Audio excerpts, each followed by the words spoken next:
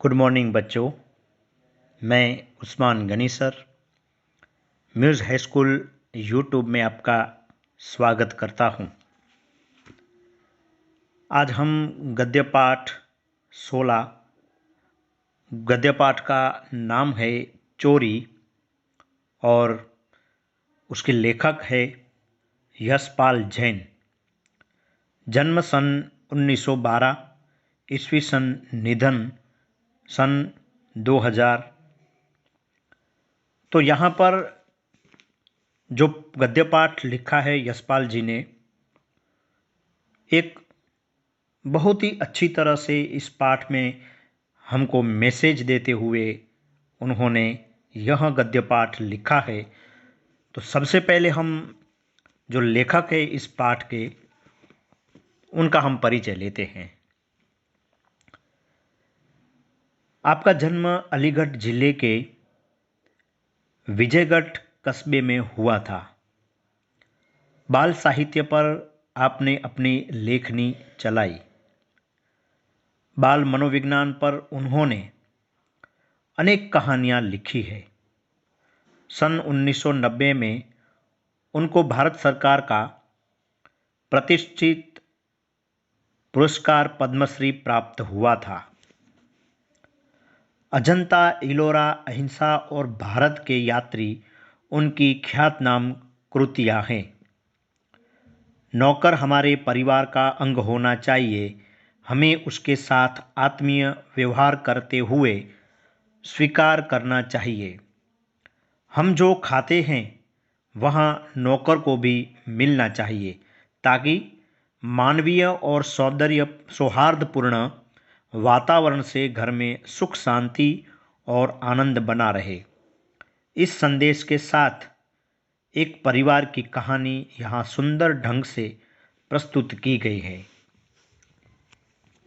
तो सबसे पहले हमने बच्चों यहाँ पर गद्य पाठ के जो लेखक है, लेखक का परिचय लिया।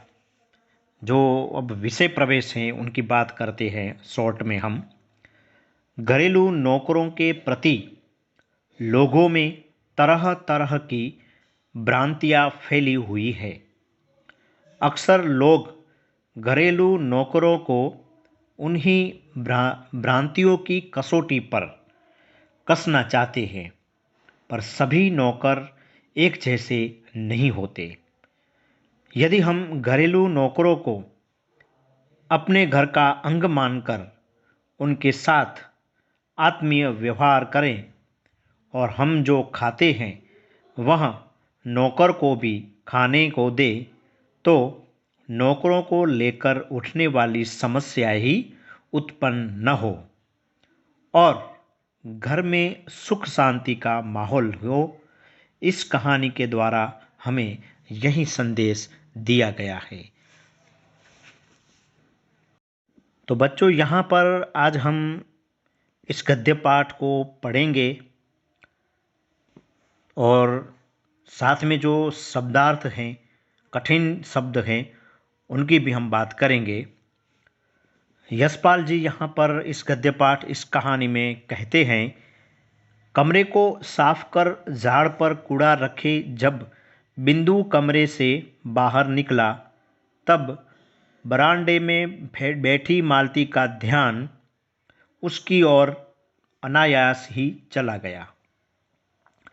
उसने देखा कि एक हाथ में झाड़ू है, पर दूसरे ही हाथ की मुट्ठी बंधी हुई है और कुछ पीछे की ओर जानबूझकर आड़ में कर ली गई है। मालती को लगा कि हो न हो कमरे से बिंदु कुछ लाया है। उसने कहा, बिंदु? 2 कदम पर बिंदु पर अपने मानो मालती की आवाज़ सुनी ही न हो, वह चलता ही गया, बल्कि मालती ने देखा कि उसकी पुकार पर बिंदु की चाल में कुछ तेजी आ गई है। गुस्से में भरकर उसने कहा, बिंदु, ओ बिंदु, ठहर, कहाँ जाता है? इतना कहा था कि बिंदु तो दौड़ने लगा और वह गया।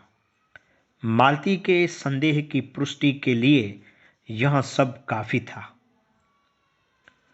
उसने तेजी के साथ कहा। सुनते हो जी, देखो बिंदु कुछ लिए जा रहा है, जल्दी आओ।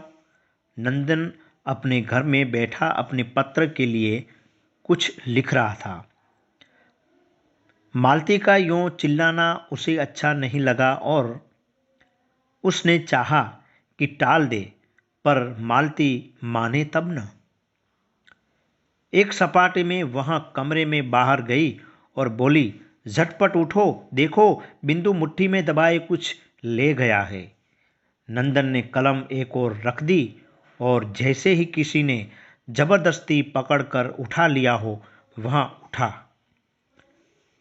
कमरे से बाहर आया तो देखता है क्या कि बिंदु लौटकर आ रहा है। एक हाथ में झाड़ू है, दूसरा रीता और नीचे झटका लटका है। उसे देखते ही मालती उबल पड़ी। क्यों रे बिंदु, कि बच्चे में गला फाड़ती रहती और तू रुका तक नहीं। बोल, हाथ में क्या ले गया था। बिंदु का चेहरा फक। बोला, कुछ नहीं बीबी जी। झूठा कहीं का। क्यों रे, तेरे हाथ में कुछ नहीं था तो मेरे पुकारने पर फिर तू रुका क्यों नहीं। मालती ने रोषपूर्ण स्वर में पूछा। बिंदु से बोला ही नहीं जा रहा था, कहे तो क्या कहे। तब नंदन आगे बढ़ा और घबराओ नहीं, सच बताओ कि क्या ले गए थे। सच बाबूजी, मेरे हाथ में झाड़ू था और कूड़ा था। फिर वही झूठ, मालती ने चीढ़ कर कहा। इससे पुलिस में दे दो। लातों के देव कहीं बातों से नहीं मानते हैं। इस बेईमान के ऊपर घर छोड़ रखा है इसलिए कि चीज उठा उठा कर ले जाए और ऊपर से झूठ बोले। नंदन ने मालती को और शांत कर कहा, असली बात जानने का यह तरीका नहीं है। फिर बिंदु को अपने प्यार से समझाया और कहा, मैं तुमसे कुछ कहूंगा ही नहीं। ठीक ठीक बताओ कि क्या ले गए थे। किंतु बिंदु घबराया सा, खोया खोया सा धरती की ओर देख रहा और नंदन का बहुत आग्रह हुआ तो उसने इतना ही कहा, मैंने कुछ नहीं लिया है। नंदन फिर भी खिजा नहीं, बोला, अच्छा चल देखूं तो कूड़ा कहाँ फेंक आया है। बिंदु पहले तो कुछ ठिठका, अनंतर मूड में चुपचाप आगे हो लिया। नंदन और मालती ने वहां जगह देखी पर कुछ दिखा ही नहीं। नंदन ने कहा, बिंदु यूं हैरान करने से क्या होगा, बता क्यों नहीं देता कि क्या लाया था। बिंदु को होंठ खुले बिंदु के होंठ खुले जैसे कुछ कहना चाहते हो, पर फिर बंद हो गए। हाँ क्यों, कहो, रुक क्यों गए। नंदन ने शांत स्वर में कहा। बाबूजी। बिंदु फिर चुप। शाबाश, कहो कहो। बाबूजी, थोड़ी सी मेवा नीचे पड़ी थी, मैं उठा लाया। बिंदु कह तो गया, पर जैसे वह अनुभव कर रहा हो कि दुनिया का जाने कितना गहरा पाप उसने कर डाला है। मैं कहती थी ना, मालती बोल रही उठी, यहां कुछ न कुछ लेकर जरूर आया है। देखा मेरी बात सच निकली ना। मेवा का तुमने क्या किया बिंदु, खा ली इतनी जल्दी। बिंदु, झूठ मत बोलो, सच बता दो। इधर फेंक दी।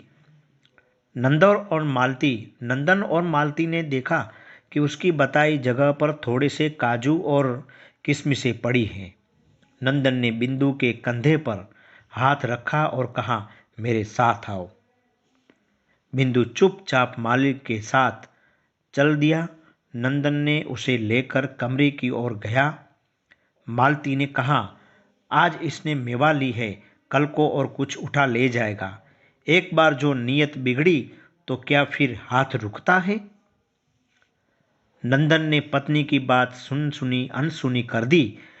बिंदु को साथ लेकर कमरे में गया और कनस्तर खोलकर उसमें एक मुट्ठी मेवा उसके हाथ में देते हुए बोला, बिंदु लो, खा लो।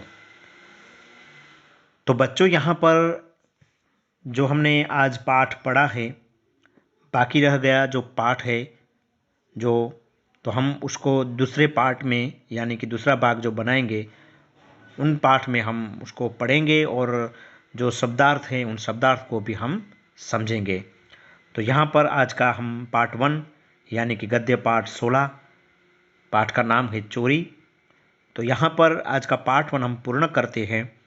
दूसरे पार्ट में हम इस पाठ को पढ़ेंगे और साथ में जो कठिन शब्द है, शब्दार्थ है, उनको भी हम समझेंगे। तब तक के लिए मैं आपसे इजाज़त लेता हूँ। नमस्कार।